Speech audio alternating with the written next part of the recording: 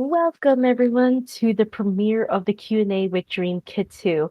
I know this is another recording as it was very difficult to schedule the actual Q&A for a live stream with Dream Kittu as we are in two different time zones. So this is basically we had to do a recording for this. So hope you all enjoyed this.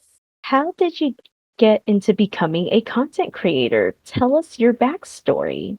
Technically, I've done YouTube things since about 2013. Back in my early teens, my sister helped me film covers of mainstream songs like Avicii and One Direction and those likes. But I struggled to express myself physically, so I got a lot of hate comments about my face, and someone even said I gave them nightmares. So that was the end of that. I started Dream Kittu around 2017 as a means to share my takes on sonic music with friends on a fire dumpster called Amino. As dumpy as Amino is, Dream Kittu would not exist without it. And eventually I started to get more attention beyond that dumpster, and I decided to invest more time and work into my channel. With Patreon, for example, I was able to upgrade my equipment so that I could make better quality goods, so I could put it on Spotify and get that music channel stamp on my YouTube, and so on. However, I'm still hesitant to actually call myself a content creator per se, as I only do music and I don't stream yet. I'm actually planning to do that next year. Now I've finally got the technical resources to do so. What got you into the Sonic franchise? I've never not known Sonic. I've never known a life or a day without this franchise. My brother had a Sonic plush from the early 90s, which was passed down to me like a generational heirloom. When I was about four or so, after every swimming lesson, we would go to the DVD store and I would rent Sonic Heroes every week until my sister bought it for me. My family discovered, thenceforth, I could be bribed with games. In South Africa, at least back then, it's different now with Sonic Prime and such, we didn't really have toys or merch in stores, so it was just the games and shows for me. Name some of your favorite song covers you have done and why they are your favorite. Most recently, I did I Am All of Me, and I'm a bit obsessed with how it came out. It's by far outperforming my other stuff as well, which is great because I'm actually really proud of it. It only took 2 days to arrange, record, and mix, but I wanted to put a beautiful, eerie spin on it based on the opening of Never Turn Back, and it all just flowed together really nicely. And it was on my to do list for years, so it was finally nice to actually do it.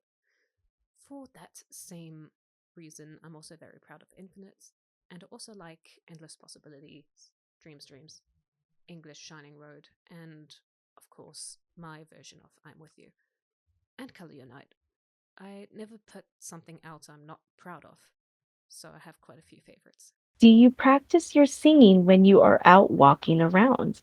No, life isn't a musical, as cool as that would be. Maybe I hum to myself like a normal person if I'm in a fine mood, otherwise, I just practice when I'm alone. What type of warm ups do you do to warm up your vocal cords before you record yourself singing? I don't do warm ups as much as I used to. Some time ago, I watched an interview with Johnny Gillette. How do you pronounce his surname? Is it Gioeli? Gioeli? One of those two. And he was asked this exact question. He said he doesn't warm up in the traditional sense, but he gets his vocal cords going just by talking through the day. This year, I finished a certificate on vocal coaching and pedagogy, so I actually get this. Warm ups and exercises are more for fixing diagnostic issues in your singing voice, and doing a full regimen before recording can wear out your voice before you even get started if you're not careful. That's why I make sure to record later in the day. Maybe at most I'll do some sirens and scales to stretch out my ligaments, and I'm good to go. I do think at a certain point, once your voice is fully trained and ironed out, then this approach is maybe more valid. Do you have any advice for people who are aspiring to become content creators? Again, I don't consider myself as a content creator per se, but I would recommend number one, you start by just sharing your stuff with your friends. You need an audience to get going, and you can't just depend on the Google algorithms to boost you. Number two, or maybe tied most important, is to collaborate with other people. Just get yourself seen when you can, listen to advice and feedback, and always work on improving your craft. Engage with your audience and answer their questions, but beware of parasocial relationships and weirdos as you grow, especially if you're a woman. It can be bad. I've dealt with some things. Are there any Sonic characters you relate to in terms of their personality? People tell me I'm like Blaze, I suppose. Oh, that was my watch. An SMS from ITV. Weird. Anyway, some people say my character looks like Blaze, even which. No, just because she's a regal cat too. That's a stretch. We're both reserved and like to maintain a certain poise, I would say. Are there specific content creators you would like to collaborate with in future projects slash song covers? If so, can you name them? I've collaborated with a lot of creators already, which I'm very thankful for. I would say Victor McKnight is the biggest one, but I'm also a lead on a jazz cover of Don't Listen with Rascal Taurus. Probably not saying his name right either. With over 2 million views, which is insane. Not a month goes by, though, without someone saying I need to collaborate with Emmy Jones. Some time ago, someone invaded all my comments and basically spammed me and replies about it, and that was fun. What is your favorite non Sonic game and why? Mainly the other Sega franchises, mainly Persona and Yakuza. I'm obsessed with the stories. That is my watch again, it needs to shush. I'm, as I was saying, I'm obsessed with the stories, characters, gameplay mechanics, music, everything. I have a very specific taste, I suppose. I also enjoy Gran Turismo, mainly the fourth one. The career mode is the best. And Dance Dance Revolution, though here we call it Dancing Stage, when I see a machine in the arcade. I have a home copy and mat, which I've actually got out recently, and I've been having a blast with it and burning lots of calories. I've also just finished Metaphor, and again, I'm obsessed. Which Sonic songs have been the toughest to sing and why? Break through it all. No contest. It took me 2 days because I don't do power vocals often, especially in a lower range. I specifically challenged myself with belting the don't look down part, not far from whistle register. I'd also say the Sonic Runners vocal versions I did years back were also tough, especially Go Quickly, for the same reason as Break Through It All. What are your long term goals and aspirations as a content creator? If I'm perfectly honest, my aspirations have weakened a bit due to my new career as a holiday park vocalist, and that's really taking off. And I'm starting at a decently sized park next year, which is exciting. As online Dream Kittu, though, I've had the generic goal of singing and or writing for an official Sega game. It doesn't have to be Sonic, and that's pretty much my whole goal. I've also been trying to reach 10,000 subscribers for a while now. I might, if I push, reach that end of next year, which would be nice. Are there any specific songs you're hoping to cover and sing in the future? If so, which songs are they? I have a long list beyond Sega, but a few at the top include Big's theme from SA1, like an acoustic version for summer vibes. I've also wanted to redo an I've also wanted to redo an acoustic 3/4 version of Can You Feel the Sunshine I did years ago, but the virtual guitar I used was really crappy, so it aged crappily. Live and Learn is next on the list to tie in with the movie. It's most likely going to be out by the time this interview was released. Also, an ethereal epic version of Undefeatable and Dreams of an Absolution. I think one of those will be done in January. I also really want to do more Persona songs. Have you been to the Sonic Symphony concert? If so, what was your experience like listening to Sonic music from the past all the way to the present? And what was your favorite Sonic music they performed? Yes! I went to the London one last year. I didn't go this year because I needed to rebuild my savings. But I don't regret not going because of my first experience. I made a vlog about it and how I struggled with my phone battery and my shoes being too small and killing me dead, and being one of the few people who actually dressed formally. Going to this huge concert hall in a lovely purple dress while everyone was just in hoodies was a time, but it was an experience I'll never forget. Definitely my favorite concert I've ever been to. I did cry a few times and felt a rare euphoria. I cannot pick a it. It was consistently fantastic. Which non-sonic song covers were hard to record yourself singing and why? I would say Ghost Dive was the hardest due to how fast it is. A criticism I had years ago, which I've worked really hard on improving, and I think is pretty darn good now, is my diction. So, really enunciating every syllable while maintaining tone and pitch was tough and it took a lot of takes. It's one of those songs where it's easier to perform in Japanese than English because of the syllables and consonants and how they all flow together.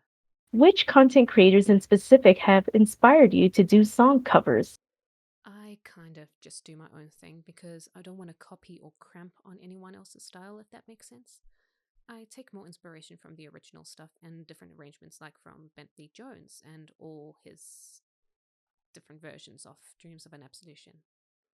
I've what I would say I've always liked how Skyrocket mixes in terms of the huge ethereal reverb and guitar arrangements and stuff. How do you decide if you want to add some animation into your song cover videos? It mostly depends on the art I end up using, if it works well with the lyrics edited onto it, and how well I think the video will perform. But I never animate per se. I don't have those skills. Just really, I do lyric translation. Not translations, transitions for viewers to follow along if they want to sing along, and maybe some eye catching movements. Maybe that's the closest I can describe to animation. Also, really depends on how much time I have. Are there other video game songs you would like to cover in the future? As I mentioned earlier, Persona songs are number one, mainly Snowflakes from Persona 4, Ambitions and Visions from Persona 5X, and Don't from 3 Reload episode, I guess, which was a disappointment. Not Reload, I loved it. Just the episode, I guess, I didn't enjoy very much. If you were to suggest to the Sonic Symphony of possible new merchandise, what type of merchandise would you suggest to them? I've got a tote bag from them. As much as I'd love a hoodie, they're just too expensive. I was looking at their current lineup and I would say I'd love to see some stickers. The shinier, the better. I don't really have much knowledge on merchandise, so I can't really comment on this very much. If you could recommend any new Sonic merchandise that they haven't released, what would it be and why? I mean, is there any merchandise that doesn't exist, whether official or made by fans on Etsy? I couldn't possibly begin to recommend any new ideas other than symphony stickers. Again, like I mentioned with the previous question, I have very little knowledge on merchandise. Are there any videos you would like to redo now that you got the hang of video editing? Videos with bare bones editing are also the ones where I would want to redo the entire cover itself, which at present is none. Although maybe I would want to do Fly in the Freedom with like a new track. I don't know. I've already redone quite a few covers, mainly in an album called Revisited. What brand of recording equipment do you use to have the best sound quality and which would you recommend? Recently, I've upgraded from a Scarlett Solo to an Audience ID4 interface, which has better technology for my needs, and it also makes the kind of microphone sound more neutral, if that makes sense. It's difficult to describe. I don't know if I have that much vocabulary. Currently, I have a Shure SM57, but I think it's maybe a bit bright with my own bright voice. I'm heavily considering upgrading to an SM7B next year. I do want to stick with dynamic microphones rather than condensers because of my voice, and performances can be very dynamic and difficult to record with that sensitivity. And I'd also need a more proper studio like setting, which I don't currently have to bring out the full potential of a condenser. At the moment, my sound area is a bit echoey because I'm just recording this in a room without any panels like I usually do because I'm on holiday. What challenges have you faced in being a content creator and how have you overcome them? Getting noticed, number one. If there's one comment I receive more than people telling me I need to collaborate with Emmy Jones, it's that I'm underrated. I've got one video, I think it's Color Your Night, but the audio release, not the actual video I made, where there's like 10 comments that just say underrated, underrated one, underrated two, underrated three. And it's very funny. It amuses me. Anyway, my whole life, it's kind of felt like the universe has been against me being recognized or getting opportunities, but I've had to try and work really hard to change my mindset on that to get to where I am, at the very least. Which Sonic game's music is your favorite and why? It's between SA1 and Unleashed. I can't really pick one over the other. With SA1, I just really adore the melodies and instrumentation, and that sort of inspired my own style. I actually made a video on how, when I was 6 years old, I wrote lyrics to some of the SA1 songs, and that kind of how that shaped me as a songwriter from a very young age. And Unleashed just all these different cultures and the more modern orchestral instrumentation. And again, those melodies are just so magical to me. And just the way the music moves is just unlike anything else. Have you had any professional singing training or are you self-taught? I started having private training when I was 10 and continued to have lessons at least once a week until I was about 22. Up to that age, it included tutoring as part of my university course. I can't understate the importance of training and diagnostic guidance to reach your goals, whether you're singing or voice acting or whatever craft you do. Lessons and guidance in any way just go a long way. I want to thank you all for tuning in to the premiere of the Q&A with Dream Kittu. I know this is not what you all expected, but I hope you all enjoyed the Q&A with Dream Kittu and hopefully you guys get to see more Got a Spotlight with Liaserenityrose in 2025. See you all next year.